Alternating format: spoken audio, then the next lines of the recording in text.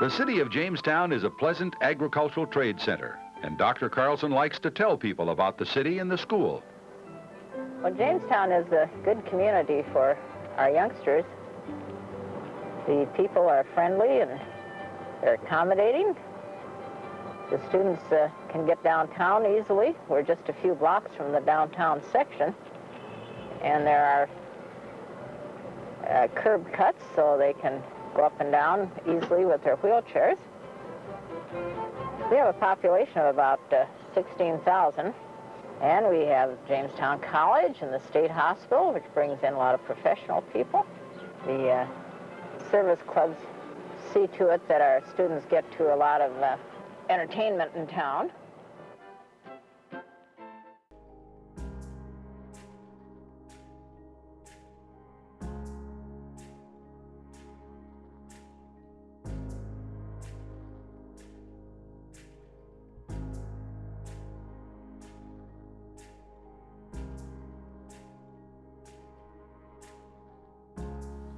The Ann Carlsen Center has a long and rich history here in Jamestown.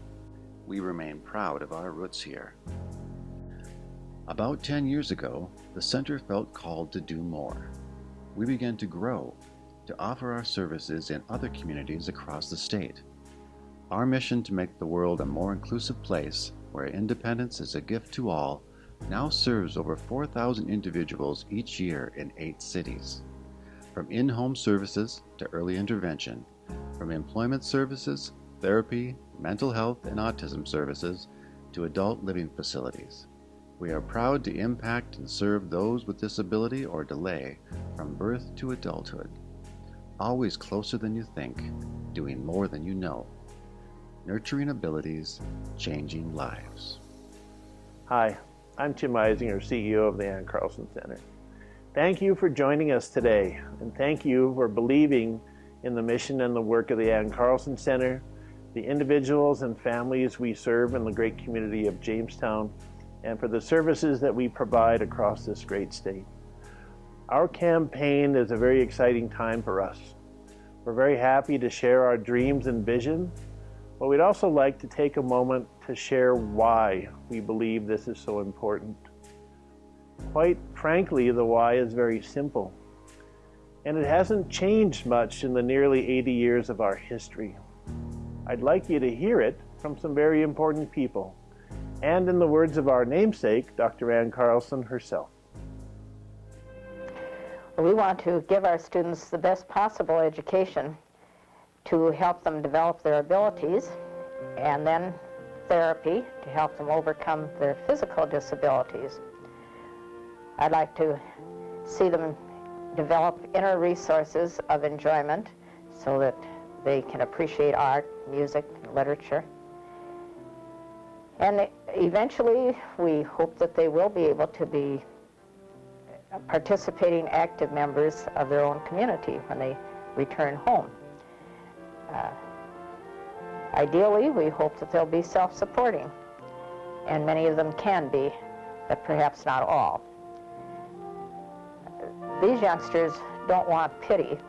They would just like an opportunity. So let us not say there's only one way of educating those with special needs. Let's be open-minded and realize that there are alternatives. The basis of a decision on placement should be what's best for the individual child.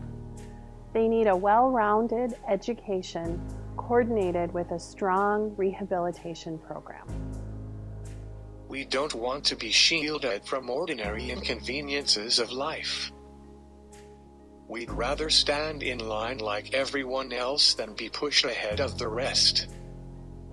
We must educate people to see the similarities, not the differences, and to see the person, not the disability.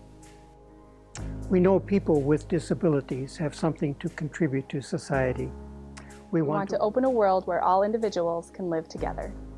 These youngsters don't want pity. They would just like an opportunity.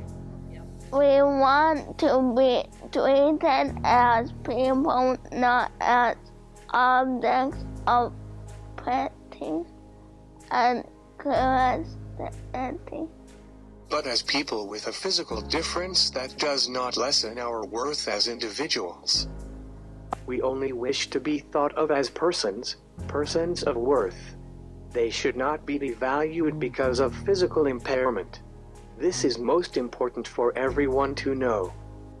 The educational years are short.